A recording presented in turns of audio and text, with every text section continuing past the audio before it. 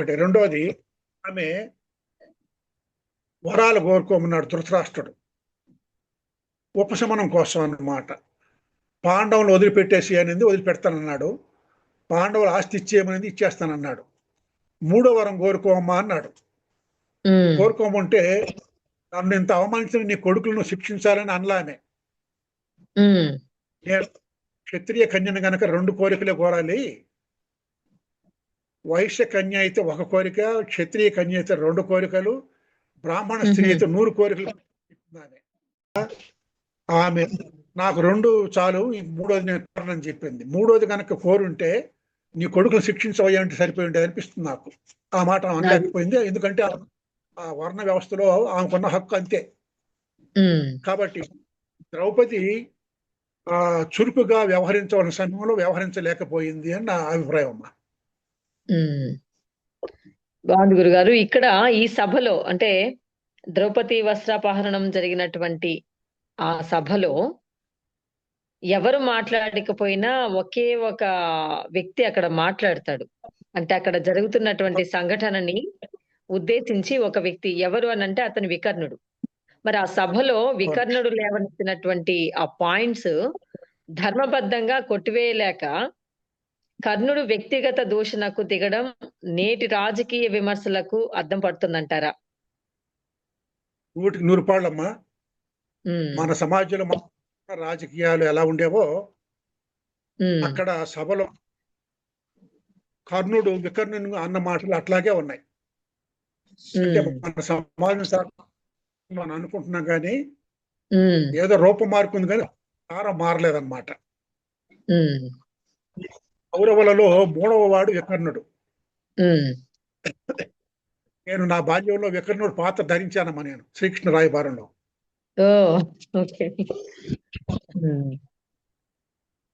వాడు స్వపక్షంలో విపక్షం. ఎవరు? వికర్ణుడు.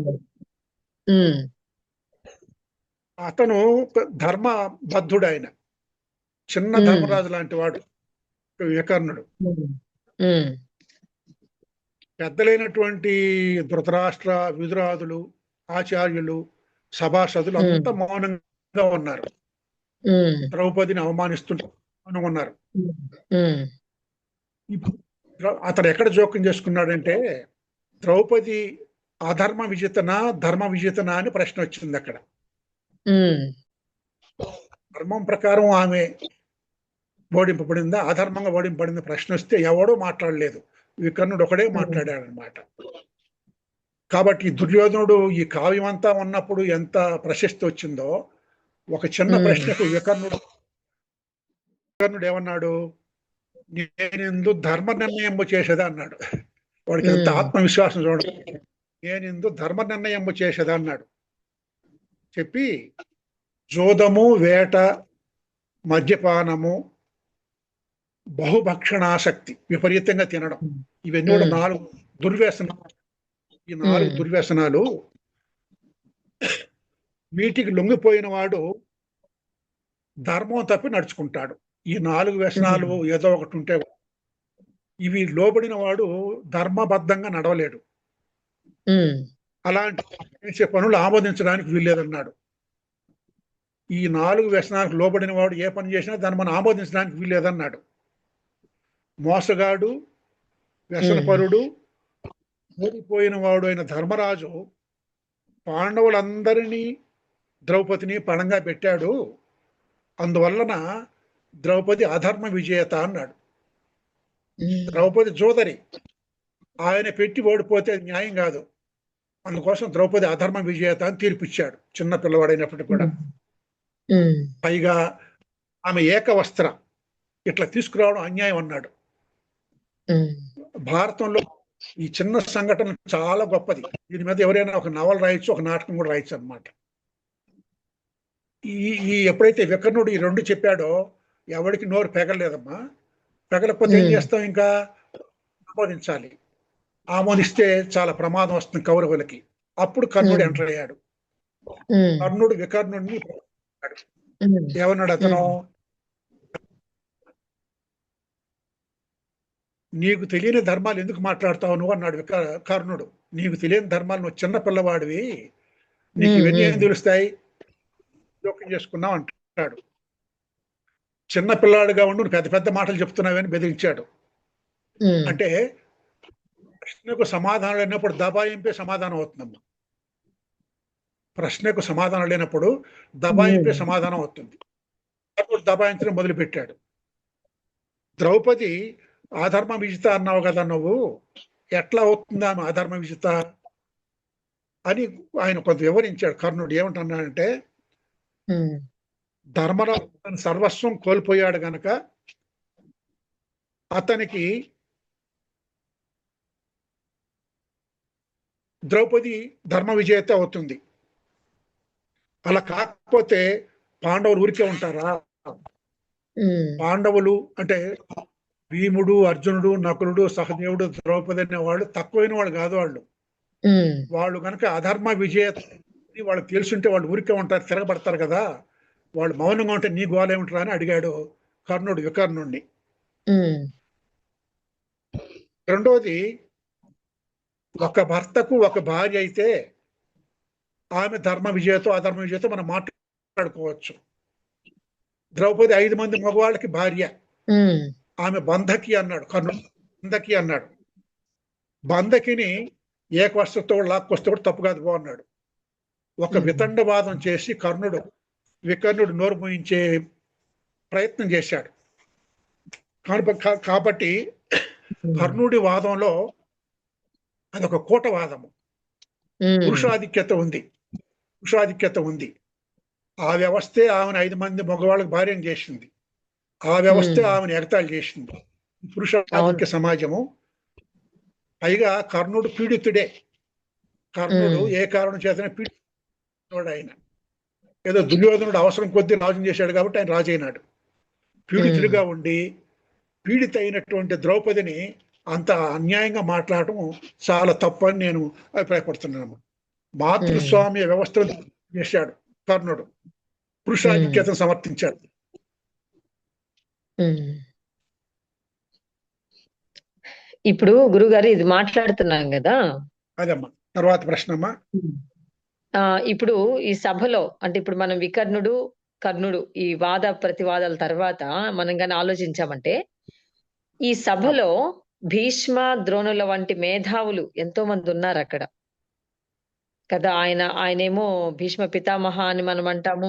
ఈయన ద్రోణాచార్యులు గురువు గారు, వీళ్ళందరికీ కూడా కౌరవులకి పాండవులకి అందరికీ కూడా. మరి అటువంటి మేధావులు ధర్మం సూక్ష్మమైంది అని అక్కడ మౌనం వహిస్తారు. ఇక్కడ ఒక్క మాట గురుగారు, ధర్మం వేరు ధర్మ సూక్ష్మం వేరు అనేటటువంటి మాట నేను ఈ పరిశోధనలో వింటూ ఉన్నాను. మరి అటువంటి ధర్మం సూక్ష్మమైంది అని మౌనం వహించడము న్యాయ నిరాకరణ కిందకు వస్తుందంటారా? నిస్సందేహం వస్తుందమ్మా. ఉమ్, సందేహం వస్తుంది. ఎందుకంటే ధర్మము తెలిసిన వాళ్ళు ధర్మానికి ఉమ్, కలుగుతూ ఉంటే మౌనం వహించడం తప్పది. ఉమ్, ఆధునిక సాహిత్యంలో ఒక మాట ఉంది, నేరం చేసిన వాడే కాదు, నేరం ఉమ్, జరుగుతూ ఉంటే చూస్తూ ఊరుకున్నవాడు కూడా నేరస్తుడే అని ఒక మాట ఉందమ్మా. ఉమ్, వీళ్ళు చాలా గొప్పవాళ్ళు. భీష్ముడు, ఉమ్, కృపాచార్యుడు, ద్రోణాచార్యుడు, వీళ్ళందరూ కూడా చాలా మేధావులు. పైగా తక్కువైన వాడమ్మా, త్యాగశీలి. ఆయన త్యాగశీలి. ఉమ్, కౌరవ వంశాన్ని నిలపడం కోసము తన వ్యక్తిగత జీవితం త్యాగం చేసినటువంటి మహానుభావుడు ఆయన. అవును. మనకు ఆ సంస్కృతం మీద ఆయన మన గొప్ప పరిశోధకుడు ఒక ఆయన ఉన్నాడంటే, డిడి కోశాంబి భగవద్గీతను బోధించే అర్హత శ్రీకృష్ణుడికి లేదు, భీష్ముడికి ఉంది అన్నాడు ఆయన. ఉమ్, గొప్ప మాట అన్నాడు చూడండి. అటువంటి ఉమ్, భీష్మాచార్యులు ఏదో అప్పుడప్పుడు కొన్ని నీతి ప్రబోధాలు చేయడం తప్ప ఉమ్, వచ్చుకొచ్చి ఇది అన్యాయం, దీన్ని నేను వ్యతిరేకిస్తాను అని అనలేదు. అప్పుడప్పుడు నీతి బోధ చేస్తూ వచ్చాడు. ఈ సభాపర్వంలో ఆయన 6 పర్యాయాలు మాట్లాడాడమ్మా. 6 పర్యాయాలు మాట్లాడు. ఎప్పుడు శ్రీకృష్ణుని శిష్యులను నిందిస్తూ ఉన్నప్పుడు ఆయన వ్యతిరేకించాడు.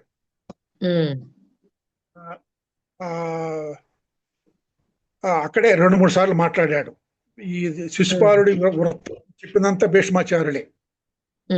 శిశుపాలు అని చెప్పిన క్రమంలోనే ఆమె ద్రౌపదిని అవమానిస్తూ ఉంటే ఏ కూర్చున్నప్పుడు కవి ఏమన్నాడు తెలుసునా? కవి ద్రోణాచార్య కృపా భీష్మాదుల విరళ శ్వేతాంగులగుచు అన్నాడు. వాళ్ళు చెమట పట్టుమని కూర్చున్నారంట. ఒరే ఇది అన్యాయం రా, కానీ ఎవడు గురువులు చెప్పలేదు, తాత చెప్పలేదు, తండ్రి చెప్తే లాభం లేదు. దుర్యోధనుడు వీళ్ళు ఎవరు చెప్పారు కాదు. దుర్యోధనుడు భీష్ముడు చెప్పినా, ద్రోణాచార్యుడు చెప్పినా, వాళ్ళ నాయన చెప్పినా వినడం. మూర్ఖపు శిఖామణి. కాబట్టి కొంతవరకు చెప్పి వదిలేశారు వాళ్ళు. అయినప్పటికీ కూడా చెప్పాల్సినంత చెప్పలేదని నాకు అనిపిస్తుందమ్మా. ద్రౌపదిని కొలువులోకి తీసుకొచ్చినప్పుడు మాత్రం భీష్ముడు ఊరికే కూర్చున్నాడు అంతే. నేను ధర్మ విజేతన అధర్మ విజేతన అని అడుగుతుంది ద్రౌపది. అడిగితే భీష్ముడు ఏమంటాడు తెలుసమ్మా, అసలు ఎందుకు ఈ పాత్ర అంత కుంగిపోయింది అని అనిపిస్తుంది నాకు.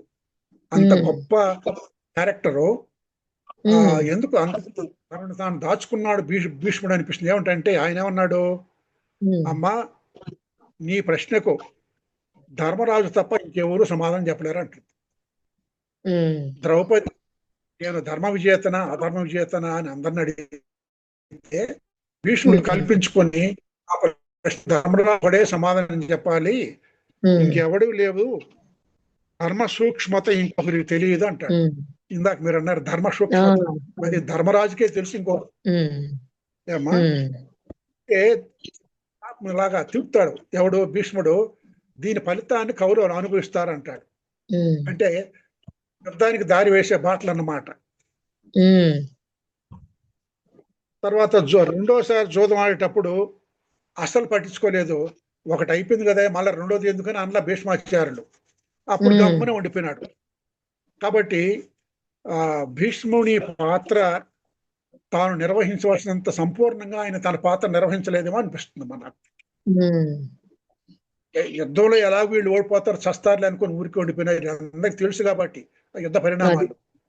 అది అంటే జరగబోయేది ముందే వాళ్ళు ఊహించినారు. అయితే గురుగారు ఇప్పుడు ఇక్కడ ఒక మాట, సభా పర్వంలో జరిగినటువంటి ఈ అన్యాయమే అంటే ఇప్పుడు మనం ఏదైతే మాట్లాడుకున్నామో ఈ అన్యాయమే కురుక్షేత్ర యుద్ధం అనే తీర్పుకి దారి తీసిందని చెప్పచ్చా మనం? సందేహమా? అసలు కౌరవులు పాండవులు పుట్టినప్పటి నుంచి యుద్ధమే వాళ్ళది, ఊహ తెలిసినప్పటి నుంచి యుద్ధమే వాళ్ళది. ఆ యుద్ధం సభాపర్వం వచ్చేటప్పటికి ఒక నిర్దిష్టమైన దశ చేరుకున్నది. ఈ రాజసూయ యాగం అనేటువంటిది సైన్య సమీకరణ యాగం అన్నది. రాజసూయ యాగం సైన్య సమీకరణ అన్నమాట. సైన్యం అంటే సైన్యం, ఆయుధాలు అన్ని. ఇది ప్రారంభం దానికి. తర్వాత వీళ్ళు యుద్ధంలో ఓడి అరణ్యవాసం అజ్ఞాతవాసం పోతారు.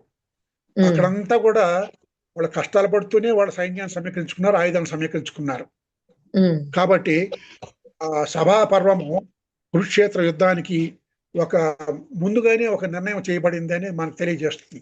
సభా పర్వం చిన్నదైన చాలా ముఖ్యమైనటువంటి పర్వం మహాభారతంలో. కీలకమైనటువంటి పర్వంగా చెప్పుకోవచ్చు కదా గురుగారు మనం సభా పర్వాన్ని.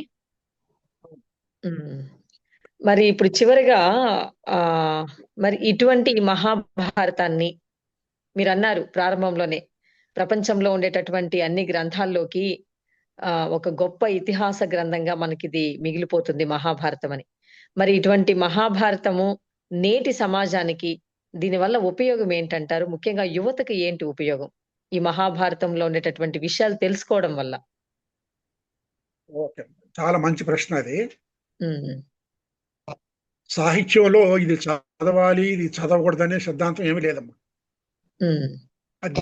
అధ్యయనంలో విధి నిషేధాలు లేవు, ఉండకూడదు. ఎన్నైనా చదవచ్చు మనం. చదివిన తర్వాత వినదగునెవ్వరు చెప్పినా వినంతని వేగపడక వివరింపదగున్ కానీ కల్లా నిజం మనుషుడెపో నీతిమంతుడు మహిళ సుమతి అని సుమశతకు. ఉమ్, మహాభారతం చదవాలి. మనం ప్రజాస్వామ్య యుగంలో ఉన్నాం. ఉమ్, మహాభారతం రాచరిక వ్యవస్థలో ఉండేటువంటి సాహిత్యాన్ని ప్రజాస్వామ్య ఉమ్, యుగంలో ఎందుకు చదవాలి అని ప్రశ్నిస్తే రాచరిక ఉమ్, వ్యవస్థలో దోషాలు మనకు తెలుస్తాయి. ఉమ్, ఇప్పుడు మన సమాజం చాలా మారిపోయిందని మనం అనుకుంటున్నాం, ఉమ్, కానీ ఆ రాచరిక వ్యవస్థ అవశేషాలు ఇంకా మన సమాజం నడిపిస్తూనే ఉన్నాయి. ఉమ్, రాచరిక వ్యవస్థ యొక్క అవశేషాలు అప్పుడు ఉమ్, యుద్ధాలు చేసుకున్నారు, ఇప్పుడు ఉన్నాం మనం అంతే. ఉమ్, ఇప్పుడు ఇప్పుడు నైఫ్ అన్నమాట, కత్తులు గదలు ఈటెలు ఉమ్, ఉండేటివి. ఉమ్, పోరాటం జరుగుతుంది, రాజ్యాధికారం కోసం పోరాటాలు జరుగుతూనే ఉన్నాయి. ఉమ్, కాబట్టి మహాభారతం ఈ రాజకీయ స్పృహ చాలా బలంగా ఉంది. ఎవరెవరు ఉమ్, వాళ్ళ వాళ్ళ ప్రయోజనాల కోసం ఎలా మాట్లాడతారు, ఎలా ప్రవర్తిస్తారు, ఉమ్, ఎన్ని వైవిధ్యమైనటువంటి నమూనాలు ఉన్నాయి, క్యారెక్టర్స్ నమూనాలు ఉన్నాయి. ఉమ్, ఇప్పుడు శకుని భీముడు ఇలాంటి వాళ్ళందరూ కూడా వాళ్ళు ప్రత్యేకలు అయిపోయినారు. కుట్రలకు ఉమ్, కుయుక్తులకు శకుని, ఉమ్, శల్య సారథ్యం అంతా కూడా ఉండి వేరే రకంగా చేయడం, ఇలాగా మహాభారత పాత్రలు ప్రత్యేకలు అయిపోయినాయి అన్నమాట. మహాభారతం చదివితే మన పూర్వీకులు ఎలా బతికారో తెలుస్తుంది, మనం ఎలా బతకాలో నిర్ణయించుకోవడానికి అవకాశం ఉంది అన్నమాట. ఉమ్. చాలా మంచి విషయాలు చెప్పారు గురుగారు. మీరు మీ అమూల్యమైనటువంటి సమయాన్ని మా కోసం కేటాయించి ఆ నాలో ఉండేటటువంటి కొన్ని సందేహాలకు మీరు సమాధానాలు తెలియజేసినందుకు మీకు హృదయపూర్వకంగా ధన్యవాదాలు తెలియజేసుకుంటున్నాను గురుగారు.